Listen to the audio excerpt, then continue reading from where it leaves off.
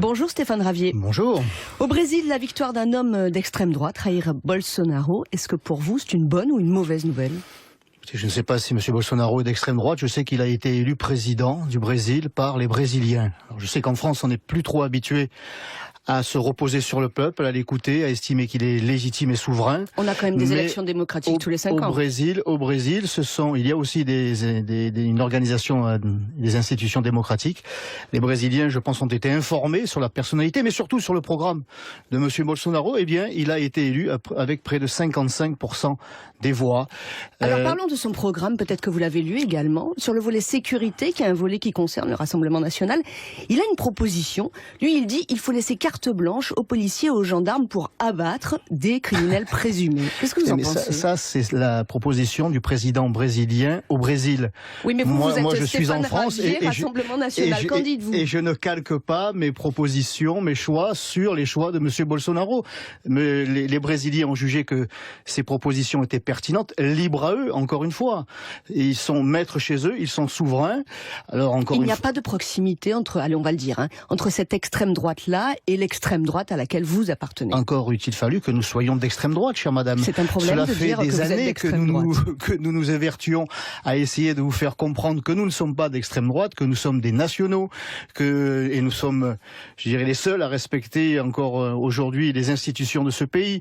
En quoi vous les respectez plus que d'autres ? Non, Stéphane Ravier, en quoi les respectez-vous plus que d'autres partis ? Nous nous présentons à toutes les élections, nous respectons les échéances, nous respectons les règles, nous n'avons jamais mis les mains dans la caisse, nous, dans toutes les mairies que nous dirigeons, alors, les résultats sont extrêmement positifs, et malgré cela, vous êtes resté 3 ans. Attendez, il y a une Stéphane certaine Ravier. intelligentsia en France qui nous qualifie d'extrême droite. Je récuse encore une fois ce terme. Péjoratif, mais bien sûr qu'il est péjoratif, en tout cas dans la bouche de ceux qui l'utilisent, il est péjoratif, mais à force de dire que le Rassemblement national est d'extrême droite, au vu de ces résultats, eh bien, vous allez rendre l'extrême droite sympathique. Stéphane Ravier, vous êtes resté 3 ans, n'est-ce pas, à la mairie des Quartiers Nord à Marseille. Est-ce que ça a changé quelque chose pour les Quartiers Nord ? La mairie, une mairie de secteur à Marseille, c'est assez particulier, ça a très peu de pouvoir. Les pouvoirs ça reste entre les mains de la mairie centrale, jalousement. Vous savez, quand je réclamais ce qui se passe à Lyon et à Paris, en matière de gestion, par exemple, des équipements sportifs, ou la gestion des crèches, je prenais l'exemple de Lyon, vous voyez, pour une fois, eh bien, le représentant du maire de Marseille m'a dit, vous n'avez qu'à déménager à Lyon. Voilà la démocratie made in Marseille. Donc à 3 ans, il y a les républicains, habitants n'ont pas vu beaucoup de changements. Nous avons changé des choses, nous avons changé de mode de fonctionnement, nous avons redonné espoir, nous avons mis de côté ce clientélisme et ce communautarisme, et nous agissons dans l'intérêt général, ce qui tranche avec ce qui se passait jusqu'à présent, qui ne concernait que l'intérêt particulier de quelques-uns et aujourd'hui, c'est votre nièce. De certaines crapules.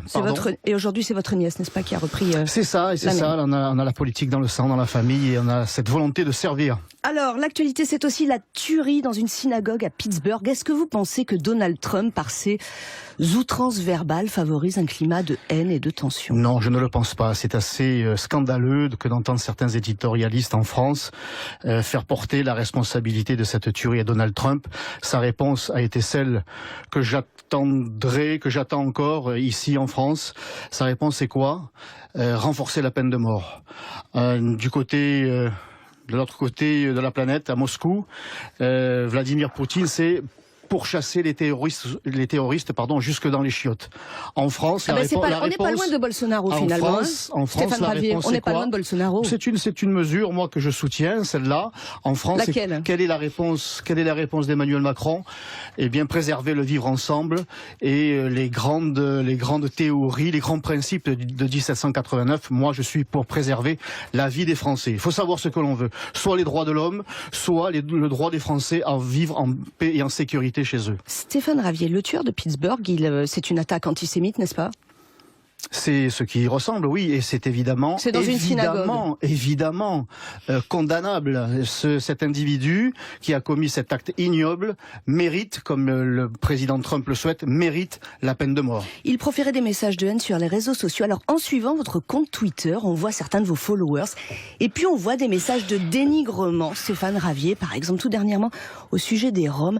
Comment est-ce que vous, l'élu, vous recevez ce type de message ? Écoutez, moi, je mène une action proposition politique qui s'inscrit dans le cadre de la loi. Je propose de changer la loi dans l'intérêt général, en respectant les uns et les autres, mais de changer la loi pour cette problématique Rome à Marseille. Non mais ces messages de dénigrement, vous voyez ce climat, je vous parle du climat de tension et de violence. Je suis responsable de mes actes et de mes choix, de mes propositions, pas de ce que peuvent écrire les uns ou les autres que je ne connais même pas. Chacun prend ses responsabilités. Lorsqu'un élu soutient les militants de Génération Identitaire qui envahissent assez brutalement non, le siège de l'ONU. Ce n'est pas vrai. Ils sont mis en examen pour réunion avec violence et pour séquestration. Mais ça, c'est une parenthèse.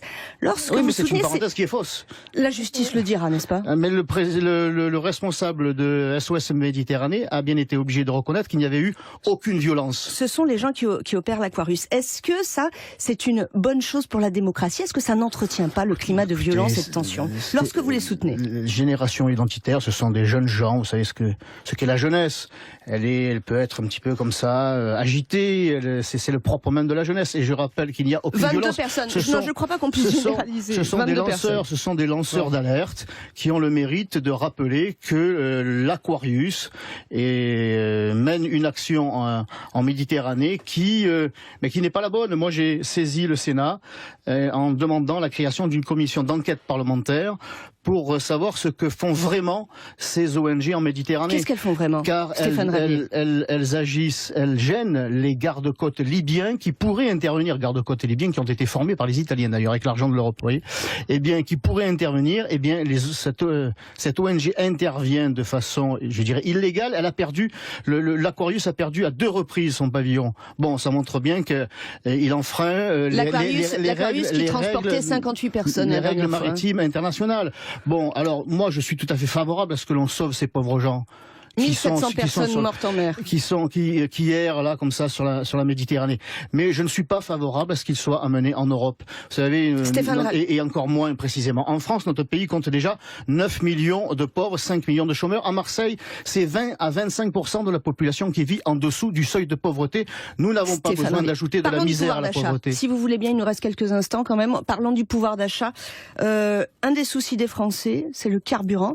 Est-ce que vous allez bloquer les routes le 17 novembre? Un appel. C'est un des soucis des Français, oui, parce qu'il n'y a pas que le carburant, tout a augmenté, toutes les énergies, les mutuelles, tout a augmenté. C'est un véritable racket, ce n'est plus un gouvernement, c'est une association de malfaiteurs. Non, je ne bloquerai pas, je ne participerai pas, à d'éventuels blocages. Je crois que à Marseille, vous savez, puisque je suis de Marseille, je crois que vous n'ignorez pas, c'est déjà la ville la plus embouteillée de France et la 3e en Europe. Alors je crois que les Marseillais n'ont pas besoin de blocage supplémentaire, mais nous allons soutenir cette démarche que de dénoncer ce racket permanent. D'ailleurs, je déposerai avec mon ami Sébastien Chenu une proposition de loi visant à interdire les péages urbains, car les automobilistes et les motards, on les a assez rackettés comme ça. Stéphane Ravier, sénateur Rassemblement National des Bouches-du-Rhône. Merci.